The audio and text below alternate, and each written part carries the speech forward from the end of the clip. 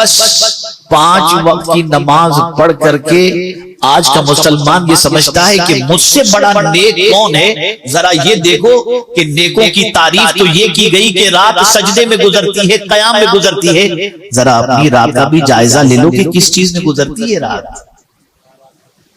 ذرا اپنی رات کا بھی جائزہ لے لیں. اور وہ اپنی رات سجدے میں اور قیام میں گزار دیتے ہیں. جو رحمان کے بندے ہیں ان کی رات سجدے میں گزرتی ہے اور ان کی رات قیام کے اندر گزرتی ہے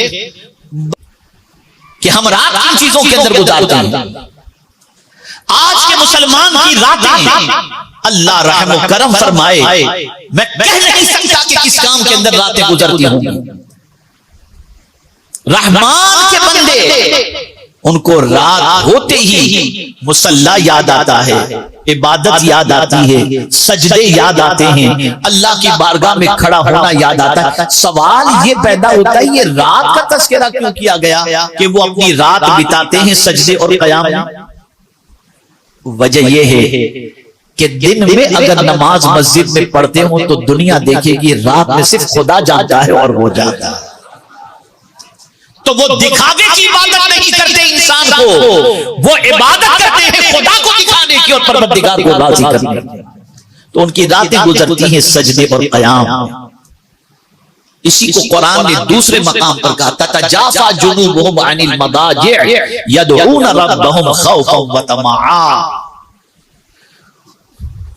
وہ اپنے پہلو جدا کر دیتے ہیں بستروں سے اور اپنے رب کو پکارتے رہتے ہیں روتے ہوئے بھی اور امید کے ساتھ, اور اپنی رات اللہ عز و جل کی عبادت و ریاضت میں گزارتے ہوئے نظر آتے ہیں. یاد رکھیں اور اچھی طریقے سے یاد رکھیں میرے پیارے آقا صلی اللہ تعالی علیہ وسلم کے پیارے دیوانوں, آپ اگر دیکھیں گے تو سب سے زیادہ راتیں ہی بڑی آپ کو ملیں گی, اس لیے کہ رات وہ ساعت ہوتی ہے جس میں بندہ خدا سے بہت قریب ہو سکتا ہے اور اسے قرب خدا کی دولت نصیب ہو جاتی ہے. اس لیے آپ دیکھیں اللہ عز و جل نے قرآن نازل کیا تو دن کا وقت نہیں فرمایا بلکہ فرمایا انا انزلناہ فی لیلۃ القدر, قدر والی رات میں قرآن کو نازل فرمایا. اسی طریقے سے شب برات, اسی طریقے سے شب معراج, اس لیے یہ راتیں اللہ نے عطا فرمائیں. بلکہ شب معراج قریب ہے, اللہ نے اپنے محبوب کو دن کے اجالے میں اپنے دیدار کے لیے نہیں بلایا, رات کی تاریکی میں بلا کر ایک درس دیا اپنے محبوب کے غلاموں کو کہ رات ضائع کرنے کے لیے نہیں ہے. ذرا دیکھو مجھے اپنے محبوب کو جلوہ دکھانا تھا تو میں رات ہی کو بلایا. اب جو مجھ سے قریب ہونا چاہتا ہے وہ اپنی رات گناہوں میں نہیں میری عبادت میں گزارے, اسے بھی میں اپنے قرب کی دولت سے مالا مال کر.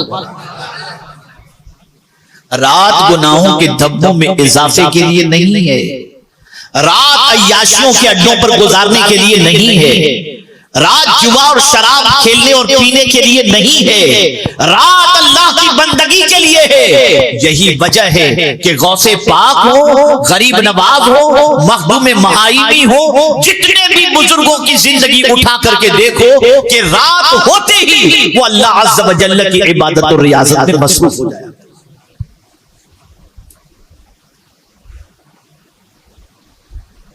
تو تیسری صفت بیان کی گئی وہ اپنی رات سجدے اور قیام میں گزارتے ہیں. چوتھی صفت, پہلی 3 صفتوں کا آپ نے ذکر سماعت فرمایا, نرمی سے چلنا, جاہلوں کو ترک کے تعلق کا سلام پیش کر دینا, اور تیسری صفت رات سجدے اور قیام میں گزارنا.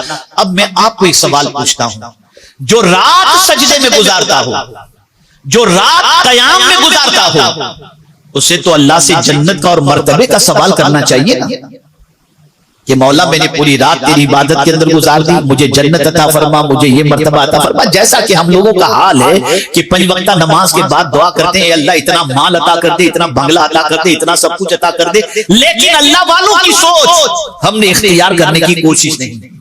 اللہ والوں کا حال یہ ہے کہ رات سجدے میں گزارنے کے باوجود, قیام میں گزارنے کے باوجود جب دعا کرتے ہیں تو کیا دعا کرتے ہیں, ربنا اصرف عنا عذاب جہنم, اے ہمارے پروردگار جہنم کے عذاب کو ہم سے دور فرما.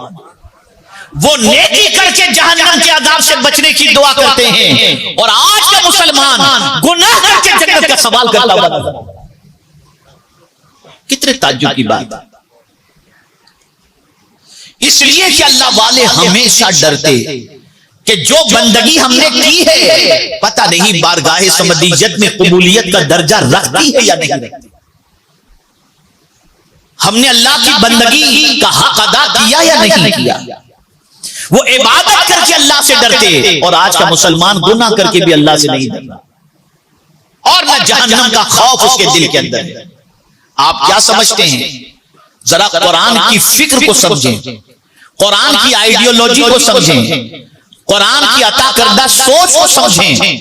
ہم جنت کا سوال تو اللہ سے کرتے ہیں، اور آج تو جنت میں جانے کے وظیفے یوٹیوب پر مل جائیں تو بندہ لگ ہی جاتا ہے اس کے اندر کہ چلو جنت مل جائے گا۔ لیکن ایک سوال توجہ سے سماعت فرمائیں۔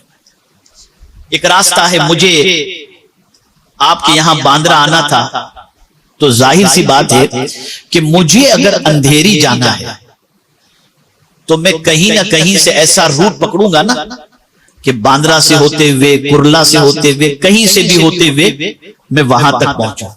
تو مجھے وہاں پہنچنا ہے تو اس راستے سے گزرنا پڑے گا جو راستہ وہاں تک مجھے پہنچاتا ہو۔ اگر میری بات سمجھتے ہوں تو جواب دیجیے گا۔ صحیح ہے؟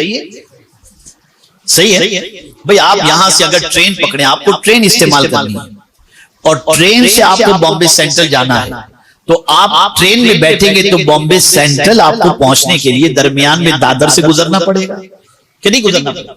آپ دادر سے گزریں گے نہیں تو بامبے سینٹرل پہنچیں گے کیسے؟ بھئی جواب دیجئے، بات صحیح ہے کہ غلط؟ سمجھ میں بات آ رہی ہے؟ میں سمجھا پا رہا ہوں کہ نہیں سمجھا پا رہا ہوں؟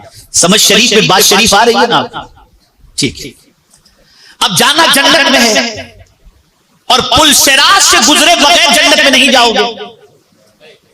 پل صراط سے گزرے بغیر جنت میں نہیں جاؤ گے۔ اب یہ پل صراط بنا کہاں ہے؟ جہنم کے اوپر، جہنم کے اوپر۔ تو پتا چلا پہلے وہاں سے بچنے کی کوشش کرو کہ کٹ کے جہنم میں نہ گر جائیں، کوئی پرابلم نہ آ جائے۔ اگر پرابلم آیا تو جنت تک نہیں پہنچیں گے۔ اس کو قرآن نے سمجھایا، یہ نہیں کہا کہ تم جنت میں داخل کر دیے گئے، نہیں، پہلے فرمایا فَمَنْ زُحْزِحَ عَنِ النَّارِ وَأُدْخِلَ الْجَنَّةَ فَقَدْ فَازَ، جو جہنم سے بچا لیا گیا اور جنت میں داخل کیا گیا، در حقیقت وہی کامیاب ہے۔ تو پہلے تو جہنم سے بچنے کی تو کوشش کرو۔ ہم جہنم سے بچنے کی کوشش نہیں کر رہے اور جنت میں جانے کی فکر کر رہے ہیں۔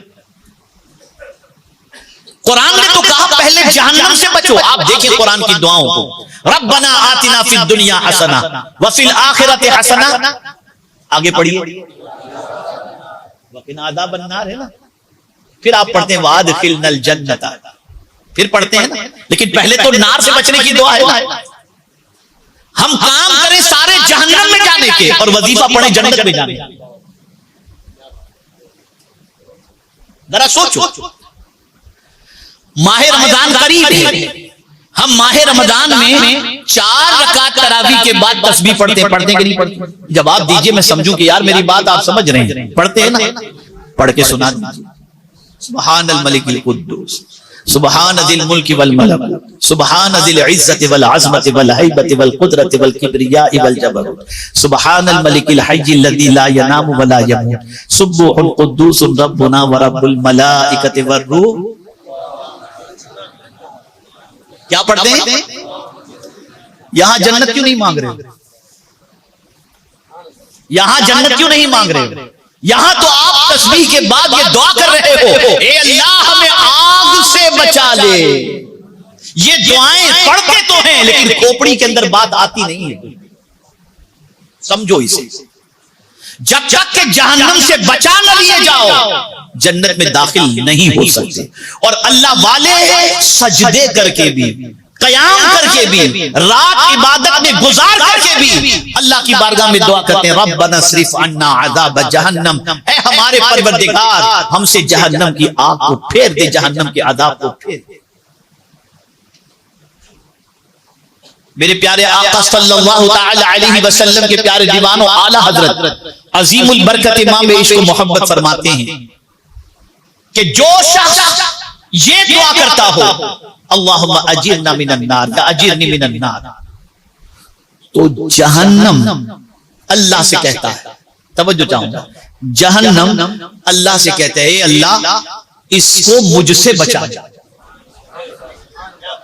اس کو مجھ سے بچا لے۔ یعنی آپ سوچیں یہ دعا اللہ کو اتنی پسند ہے کہ اگر کوئی جہنم سے بچنے کی دعا اللہ کی بارگاہ میں کرے تو اس دعا کی تاثیر یہ ہے کہ جہنم خود کہتا ہے اے اللہ اس کو مجھ سے بچا لے۔ اسی کو اعلیٰ حضرت عظیم البرکت نے اس طریقے سے بھی جہنم کی طرف توجہ دلاتے ہوئے، اس کے عذاب اور رسول رحمت کے آنسوؤں کی طرف توجہ دلاتے ہوئے اعلیٰ حضرت کہتے ہیں اللہ کیا جہنم اب بھی نہ سرد ہوگا، رو رو کے مصطفیٰ نے دریا بہا دی۔ اور سرکار کا ذکر اٹھا کر کے دیکھیے تو حضور فرماتے تم جہنم کی طرف کود رہے ہو، دوڑ رہے ہو، جا رہے ہو، اور میں تمہاری کمر بند پکڑ کے کھینچ کے بچا رہا ہوں۔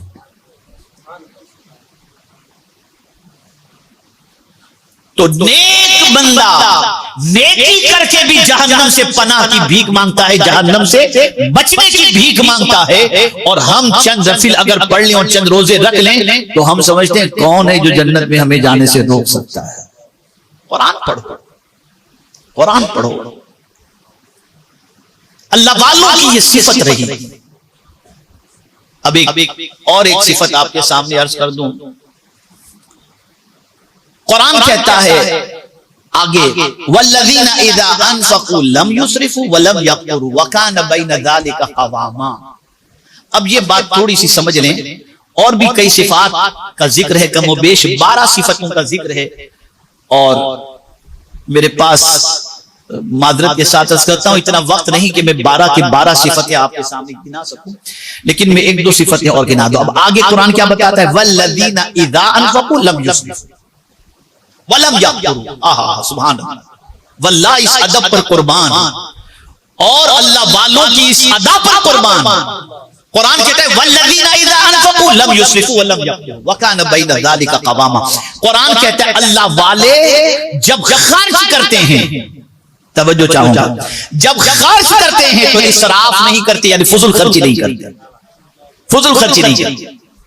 تو کیا کنجوسی کرتے ہیں؟ تو قرآن کہتا ہے نہیں، روکتے بھی نہیں، خرچ بھی کرتے ہیں روکتے بھی نہیں ہیں، یعنی دونوں چیز، یعنی کہیں فضول خرچ نہیں کرتے، جو بھی خرچ کرتے ہیں واجبی خرچ کرتے ہیں، جہاں ضرورت ہے وہاں خرچ کرتے ہیں۔ اور اس کو مفسرین فرماتے ہیں جب بھی خرچ کرتے ہیں اچھے کاموں میں خرچ کرتے ہیں، معصیت میں گناہوں میں اپنا پیسہ خرچ نہیں کرتے ہیں۔